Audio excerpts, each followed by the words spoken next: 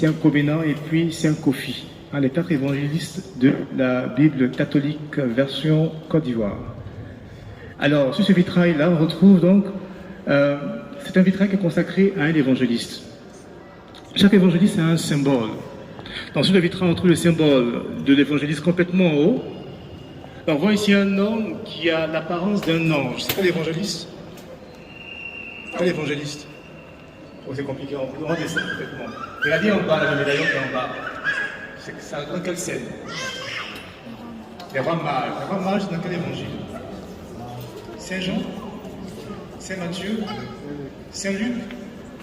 Alors, catholiques, ils ne sont pas protestants.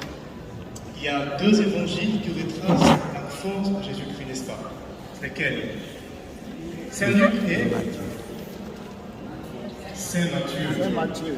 Les évangiles de l'enfance, on a 2. Saint Luc et Saint Matthieu. Maintenant, le fond des perspectives sont différentes. Matthieu, il le fait à travers le regard de Joseph. Alors que Luc, c'est plus à travers le regard de la Vierge Marie. Alors, là, on a où ça? Saint-Luc. Donc, c'est pas pour la chapelle qu'il y a Saint-Joseph.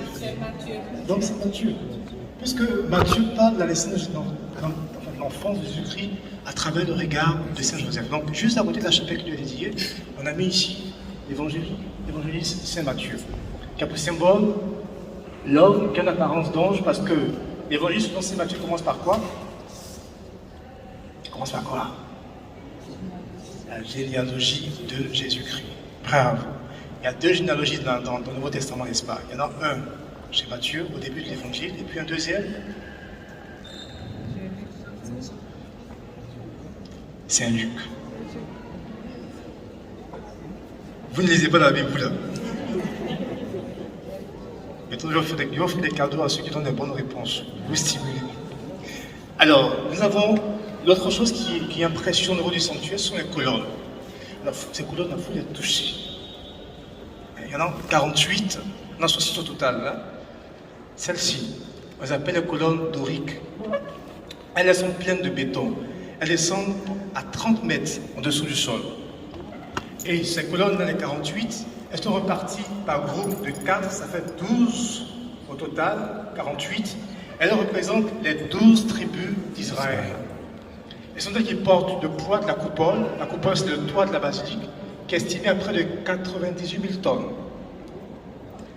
À côté de ces colonnes doriques, là, nous avons les colonnes qu'on appelle les colonnes ioniques. Elles sont cannelées.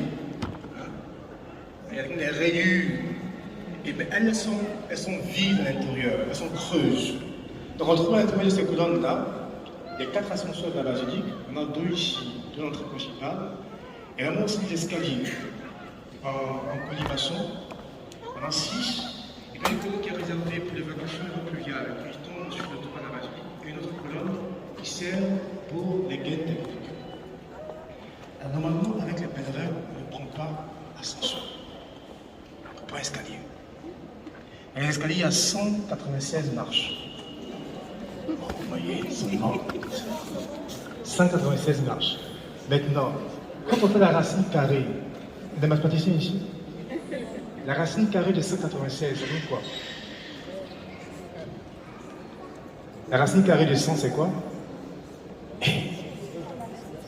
À longtemps. Racine carrée de 100, il n'y a pas de gens ici? 10, bravo. Qu'a des 10 là? Alors, racine carrée de 196, ça fait quoi? Demandez votre téléphone portable. Non? Racine carrée de 196? Racine carrée de 196, le chiffre ou le nombre que lorsqu'on le multiplie par lui-même donne 196. Ça veut dire quoi? Combien? Comment? 14. Voilà. Merci au téléphone portable. Alors, donc la racine carrée de 196, ça donne 14. En fait, dans chaque colonne, là, dans les escaliers, il y a 14 paliers et 14 marches. Alors, pourquoi, à votre avis, 14? Les stations du chemin de croix. Donc, symboliquement, quand on prend les escaliers, on fait le chemin de croix. Il y a 14 stations du chemin de croix. Tout à l'heure, on fera le chemin de croix avec vous. On prend l'escalier. Mais en attendant, on va faire encore un petit tour au niveau du sanctuaire pour voir une statue qui est la statue la plus célèbre de la basilique parce qu'elle a été faite par un musulman. Parce que, voici l'histoire. M. Sorokolo était incarcéré au camp pénal de Bouaké. Et en prison, il a une expérience mystique. Une expérience mystique de la Vierge qui lui serait apparue. Et la Vierge qui lui serait, merci bien. La Vierge qui lui serait apparue et à son réveil, il décide de reproduire la Vierge qui lui est apparue en songe. Je vous rappelle qu'il est musulman. Et à l'époque, il y avait une association qu'on appelle Acte des Trois Quarts-Mondes qui s'occupait de la réinsertion des personnes vivant en milieu carcéral. Donc, grâce à l'association, on obtient le bois, qui est le teck, et il se met à faire la statue. Mais il se rend compte qu'il n'a pas la maîtrise. Donc, il s'est fait aider par deux co-détenus, un chrétien et un animiste. Donc, on a tous les trois qui finissent finalement à réaliser la statue. Donc, comme ils l'ont fait à trois, il a dit, bon, on l'a baptisé dans de tout le monde. Hein? Puisqu'on a fait à trois, il y a un musulman, chrétien et animiste. Donc, le 2 février 92, ils viennent en pèlerinage à la basilique et ils offrent la statue à la basilique.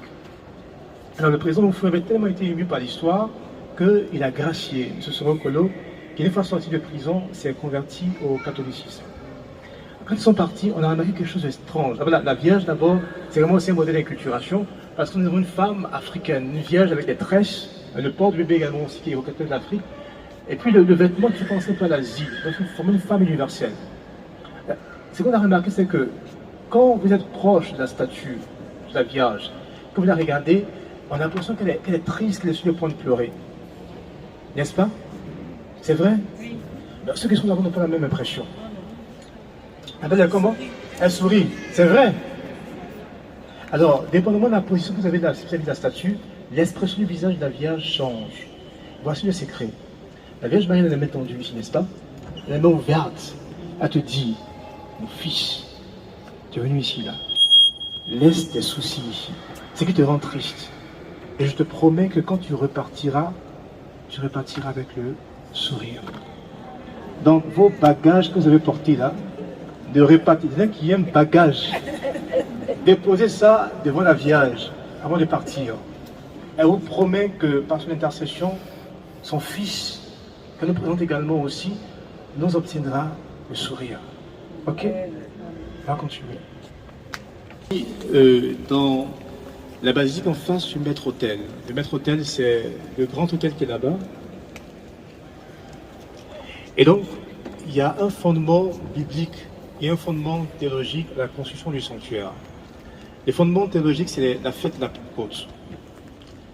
Oui, c'est pas que la Pentecôte. L'Esprit Saint là-bas. Vous voyez l'Esprit Saint là-bas, la colombe. Vous voyez les langues de feu. Il a fait quoi, les descendus sur qui? Les apôtres sont là-bas. Les apôtres, ils ont fait quoi? Les apôtres sont sortis faire quoi? Proclamer l'évangile. L'évangile est contenu dans les vitraux en bas. La Bible en image. Donc l'Esprit Saint, qui est représenté par la colombe, répond sur l'Esprit Saint, sur les apôtres qui sont au premier niveau là-bas, on verra, peut-être. Et les apôtres sont envoyés annoncer l'évangile au monde entier, et l'évangile est représenté en image dans les vitraux. C'est les fondements théologiques. Et c'est aussi un fondement biblique. Apocalypse chapitre 4. Dans Apocalypse chapitre 4, Saint Jean a une vision. Il voit le ciel s'ouvrir. Le ciel, c'est la partie bleue. Qui s'ouvre, l'ouverture, c'est la verrière zénitale, qui est faite en verre. Et il voit comme un fils d'homme qui descend. Le fils d'homme qui descend, c'est la croix. Et il voit sur un trône. Le trône, c'est l'autel. Et autour de ce trône, il y a 24 anciens. Les 24 anciens sont représentés par les 24 vitraux tout autour de l'autel. Et Seigneur voit également dans son songe, dans sa vision, 4 êtres qui chantent la gloire de Dieu. Les 4 êtres sont les 4 colonnes autour de l'autel. Et comme ils chantaient la gloire de Dieu, on a incorporé tous les haut-parleurs de la basilique dans les 4 colonnes.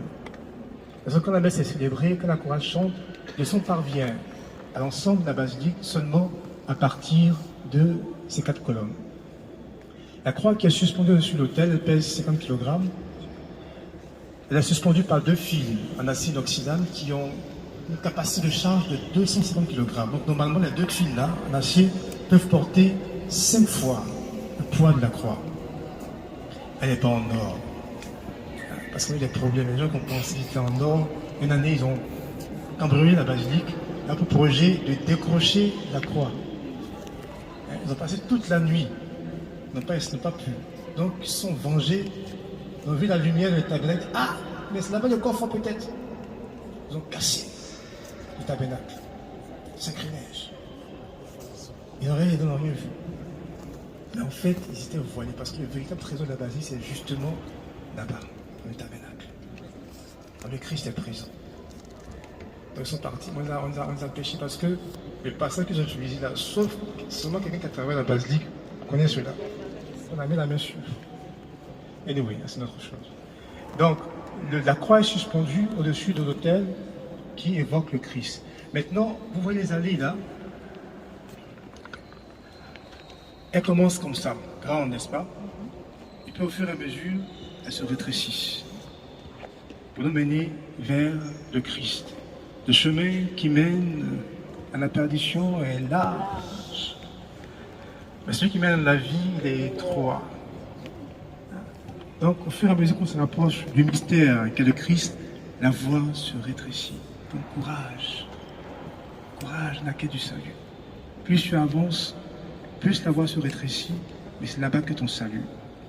Il y a 3 chemins pour passer de la Vierge, l'entrée principale ici, pour aller jusqu'au Christ, n'est-ce pas?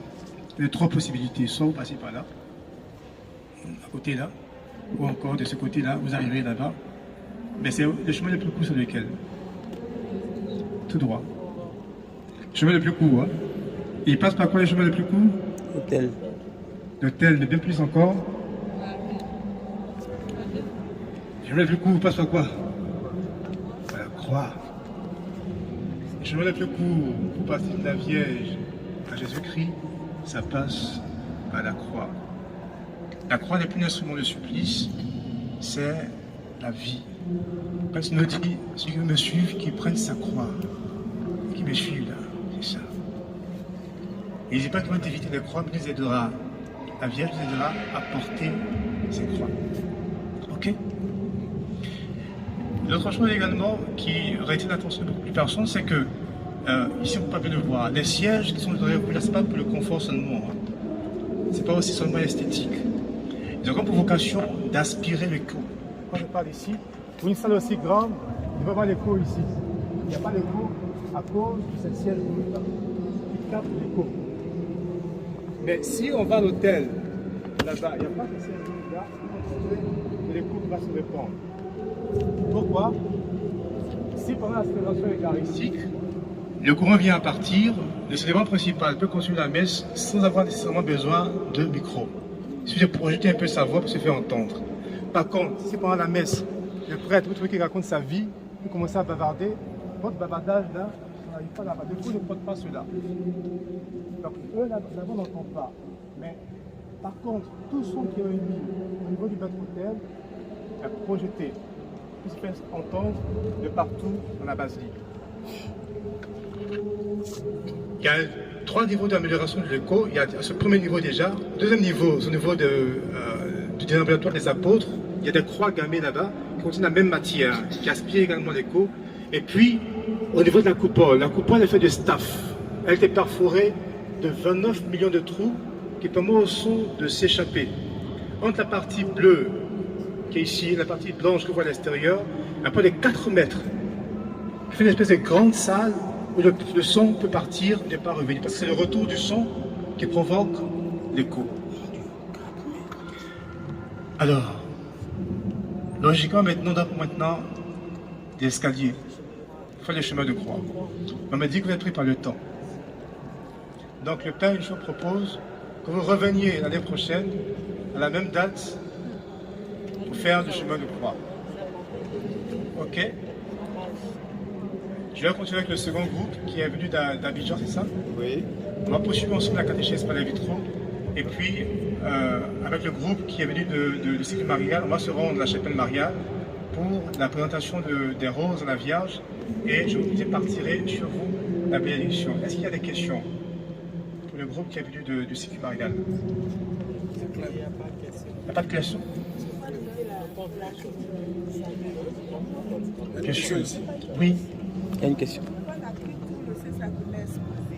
Alors, on ira d'abord la Vierge, vous déposerez beaucoup de fleurs, puis en partant, vous descendrez la crypte et vous ressortirez pour poursuivre votre pèlerinage. Alors, on va maintenant à la chapelle, Marianne. Et là, maintenant, c'est la rose blanche pour la paix. Donc, en déposant vos roses là au pied de l'autel devant la Vierge Marie, Reine de la paix, elle vous accorde la paix en action de grâce pour votre présence ici. Prenez le deuxième saut, ça ne suffit pas.